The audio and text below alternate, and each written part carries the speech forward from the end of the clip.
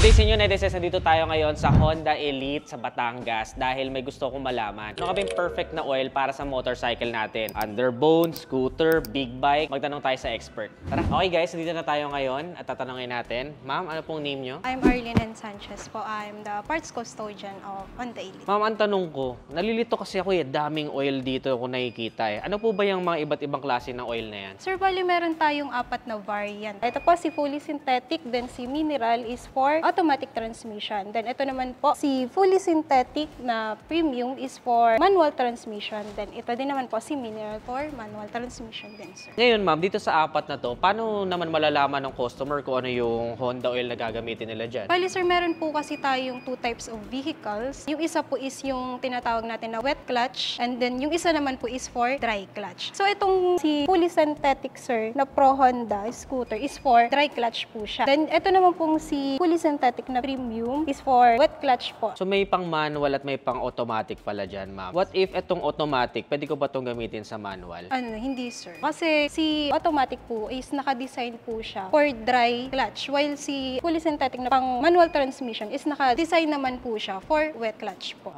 Okay. Akala kasi nung iba, kahit anong oil lang pwedeng gamitin sa motor nila. Pero alam nyo ma'am, meron ako nabasa sa mga groups and forums na itong manual na oil, pwedeng gamitin sa scooter or sa automatic. Tama po ba yun? Tama naman sir. Pwede naman po. Pero yun po is for emergency purposes lang po siya. So kapag kailangan lang yung bawat no choice lang talaga Yes sila. Po. Alam nyo ma'am, sa tagal ko nagmomotor, meron akong iba't iba kasing nakikita na nagmomotor. Yung isa is automatic, tapos lagi naglo-long ride. Yung isa naman is pang dito lang, service, inahatid yung anak sa school, delivery rider. Tapos yung iba naman, pinangahanap buhay, kinakabitan ng sidecar. Ano po ba yung recommendations nyo sa iba't ibang user ng motorcycle? Sir, katulad nga ng sinabi nyo, if yung motor is gagamitin pang long ride, I recommend po na ito po si fully synthetic po. Pero kung kayo naman po ay hahatid sundin mo yung anak nyo or service nyo po sa trabaho, I recommend naman po na ito naman po si mineral. Same din po tayo sa manual transmission. Si fully synthetic din mayroon din po tayong mineral. Ito naman po si premium fully synthetic is usually ginagamit po siya ng mga big bike user natin, CB650. Maganda siya lalo, ginagamit siya as leisure time. Kailangan ng mahabang interval. And while ito naman po si mineral is pwede po siya sa mga customer natin na panghanap buhay po. Pero ito po bang premium fully synthetic na pang manual, pwede din po ba yan sa mga underbone, sa mga small displacement? Yes po, pwede siya sir. Ma'am, ano po yung usual na concern ng mga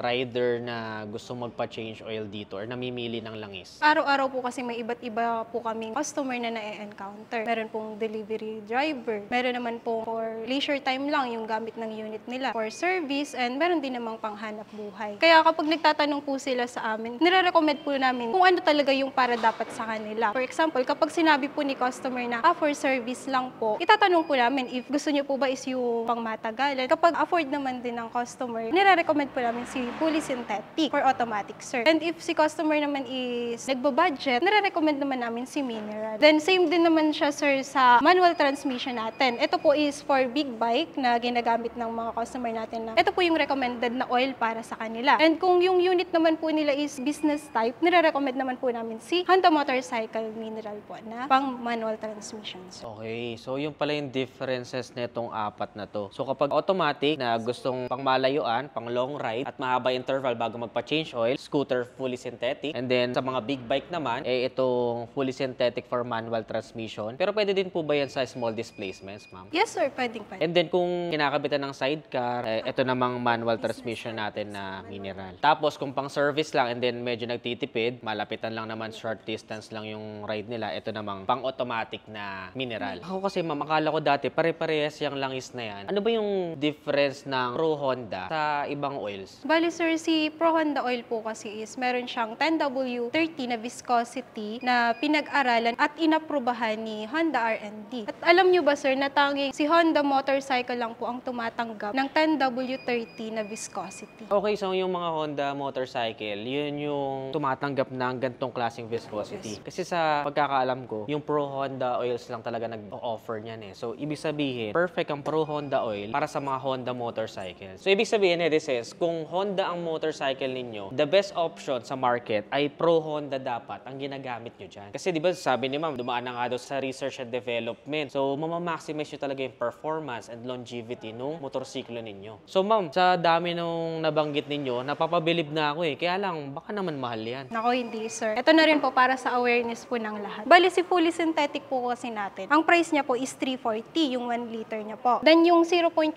naman niya sir is 310. Ito naman pong fully synthetic for manual transmission is 460 sir. Then ito naman pong mineral po natin is 275. For manual transmission naman natin na mineral is 270. So, netizens, competitive din pala yung price point nito. Akala ko kasi mahal siya eh, kaya parang na-intimidate yung iba. Pero super competitive nung price tapos malalaman mo pa kagaya ko, naka-PCX ako. Yung Pro Honda yung perfect na oil para sa Honda motorcycle ko. Galing. So, yun netizens, buti na lang tanong tayo sa expert. At ito yung mga nakuha ko dun sa interview ko kay ma'am. Meron tayong iba't ibang oils dito. Kung ang motorcycle mo ay automatic at palagi ka naglo-long ride, gusto mo ng medyo mas mahaba yung interval bago ka magpa-change oil ulit, itong Pro Honda scooter na fully synthetic yung dapat sa'yo. Ngayon, kung naka-big bike ka naman and gusto mo rin ng fully synthetic for maximum performance, leisure purposes, ay pwede naman itong Pro Honda nila na premium for manual transmission na fully synthetic. At kung pang short distance lang hanap mo, let's say pang service lang, hatid sundo sa anak, at naka-automatic ka, ay itong Pro Honda scooter mineral yung dapat sa'yo. At kung ang motorsiklo mo naman ay nilagyan mo ng sidecar, pinanghahanap buhay mo, at manual transmission, ay ito namang Pro Honda mineral ang perfect sa motorsiklo nyo. So yun pa lang netizens, napatunayan na ni Honda na perfect talaga ang Pro Honda for Honda motorcycles. Kaya kung ako sa inyo, kung Honda ang motorsiklo ninyo, dapat Pro Honda ang gamit ninyong langis. At kung di nyo na maalam kung saan makakabili nito, ay pwede kayong bumili sa nearest Honda dealership. At kung di nyo alam kung ano yung pinakamalapit na dealer sa inyo, ay ilalagay ko yung website nila dyan sa comment. Yun lang netizens, sana may natutunan kayo sa interview natin kay Ma'am Arlene. At kung nagustuhan nyo to, don't forget to give this video a thumbs up, subscribe. Abangan nyo next vlog kasi ituturo ko sa inyo ang tamang proseso ng pag-change oil. Yun lang netizens, always keep it cool, ride safe always.